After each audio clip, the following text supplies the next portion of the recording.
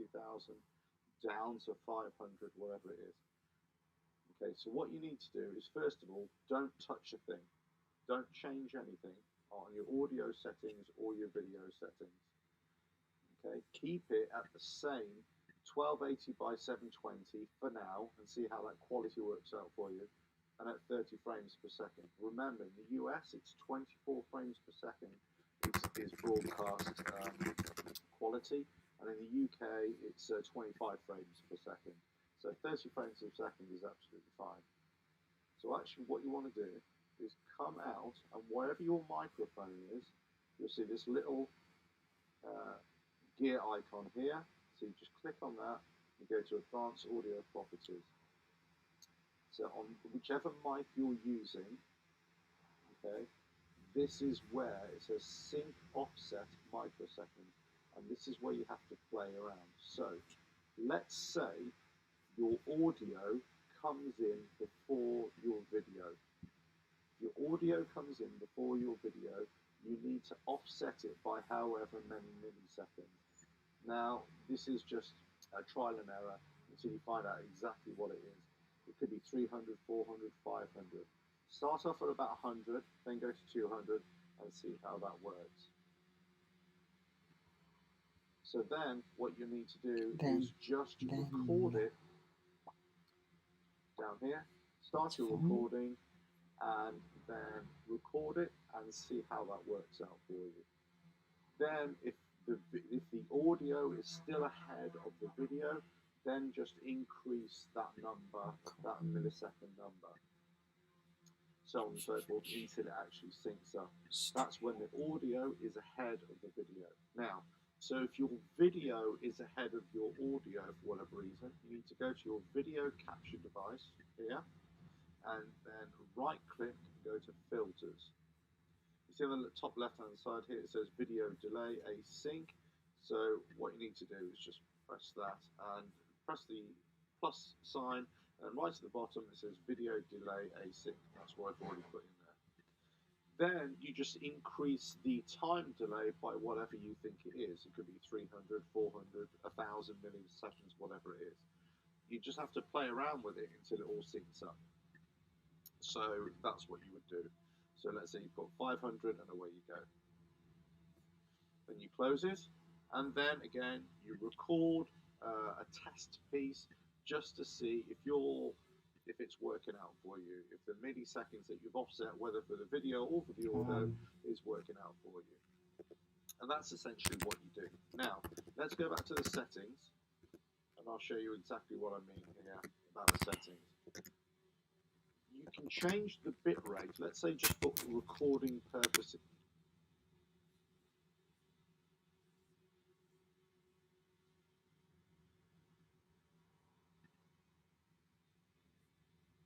So I saw on your profile that you like to cook. Oh, I love it. This is my specialty. Ooh, dang. Ugh, I'm starving. Time for some real food. OBS, you can use whatever. To actually go live on YouTube, you must hit the go live button on the YouTube backend, like right here.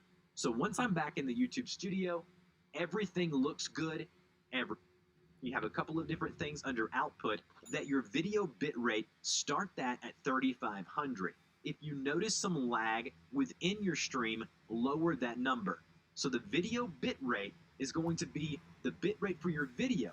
So what this means is that the lower this number, okay, that means that your internet signal is probably much weaker. I like to keep mine at 3500, but if you see some lag, lower the number, and if it's buttery smooth, you may can even raise that number via USB, whatever it is. YouTube, there is one more step. When you hit the go live button in your streaming software, that is only sending a preview, okay, sending a preview to YouTube or wherever you're streaming to. So now if we look here, if we go here, you can see there is a preview button. This does not mean that you are live on YouTube. There is one more. Once all of this is set up within your streaming software, go back over to YouTube, make sure again everything's the way you want it, and then on your streaming software, hit go live. So I'm going to go ahead and hit go live now within Streamlabs OBS. Now, This does not mean that you are live on YouTube. There is one more step.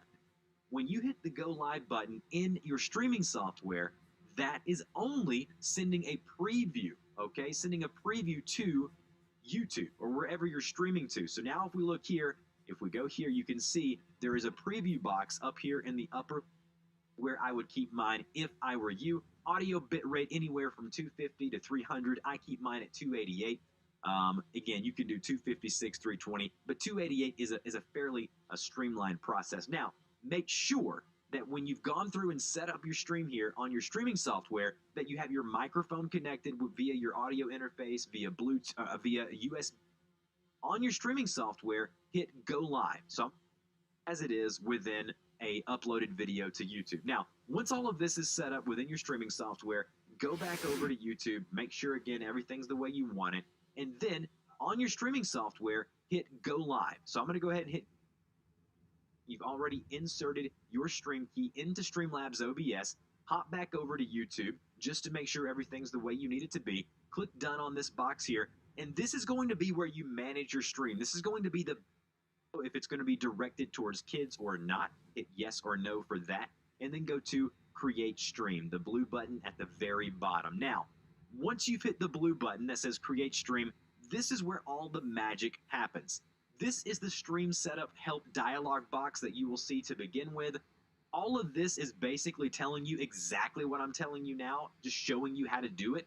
So basically you're going to need a stream key. The stream key is going to connect your live stream software, Slobs, OBS, Ecamm, whatever software you're using, to YouTube. It's going to let YouTube to know what channel to stream on, and it's going to connect the two different entities. Now, you will also need a stream URL. Most streaming softwares provide that for you, but just in case you need it, you can copy that as well. So the first thing you have to do is copy your stream key. So there's going to be a bunch of different digits, alphanumeric, both letters and numbers. Go ahead and just click the copy button here within YouTube. It'll copy to your clipboard on your PC, and then navigate back over to Streamlabs or OBS, whatever you're using. I then go to Settings, and then once in Settings, I go to Stream, which is this option here. And then underneath Streaming Services here, you have the different services like Twitch, YouTube, Mixer, and whatever. So obviously we wanted to select YouTube. Now,